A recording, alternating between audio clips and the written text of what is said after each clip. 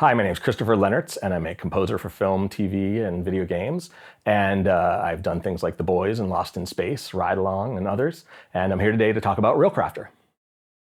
Demo reels, I think, are of utmost importance to getting a job as a composer, really regardless of your level in the industry and how busy you are, and even regardless of how well you know whoever the director or producer might be on a project, because there's always lots of people involved. There's many people who want to know what your plan or what your pitch is for that kind of movie or show, be it at the studio level, music supervisor level. So everyone wants to be able to hear, and so it's an easy way for me to show everyone involved with the project what I can do.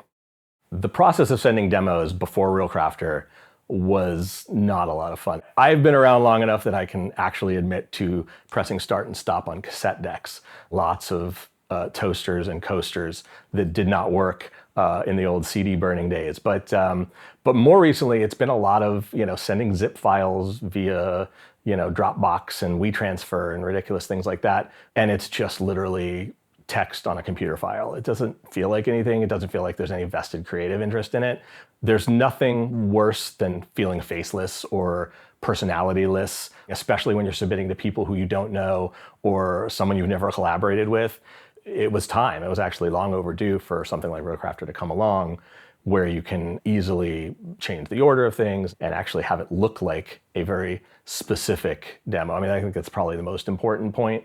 By sending it through ReelCrafter, I can have my personality shine through in terms of my stuff. I can certainly tailor things so that particular project is addressed. You can make sure that the graphics or things actually specifically make sense. Little things like that, they're subconscious, but when they're looking at 20, 30 composers sometimes and they have to make a big decision, anything we can do as a composer to feel like we have tailored not only the music, but the whole presentation for that particular movie, that project, it instills a lot of confidence in whoever's hiring us. And I think this goes a long way to doing that.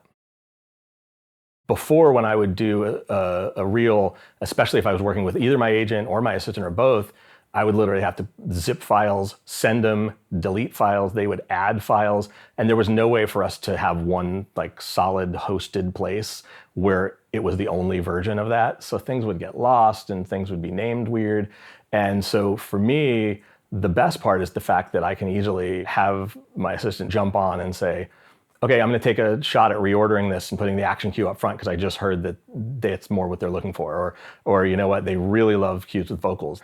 And that's, especially when I'm not necessarily even around, sometimes I might be making a reel from London or wherever, we can make sure that we can all be involved in the process, but it takes a lot of the pressure off me as the composer to spend all the time doing it. And it still ends up being the best sales pitch because it's so focused for the project that you're specifically going for. And that puts you ahead of the game, definitely. The tracking feature is really amazing. We were talking about before when we didn't know who was watching, who was looking, who was listening to our reels. We didn't even know if someone had listened. What we used to have to do was follow up and say, have you heard it yet? Have you listened? Which never feels great. And there's a lot of pressure in it. And now you don't have to do that. You don't want to be the pest who has to call and bug anybody. You want to just be able to know, okay, they've listened a bunch of times. They only listened once. Okay, well, I guess I know how that went too. And it's just nice to be able to know that without having to get into that awkward situation of bugging someone who's really busy. And the amazing thing now is not only can you see what they've listened to, did they listen to the whole thing? Have they gone all the way through? Did they repeat it a bunch of times? It helps not only with that reel and with this job, but to know, there's certain cues that I may love that people aren't listening to over and over again. There may be cues that I didn't think were all that special or attention grabbing.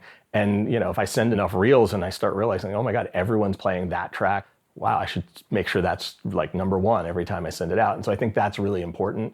Before ReelCrafter came along, there was nothing like this. I was waiting, all of my colleagues and I were waiting for some sort of a program where we could do this exact thing. And it's like they were listening. It's really the right product for exactly what we needed, which is, of course, because it was made by composers.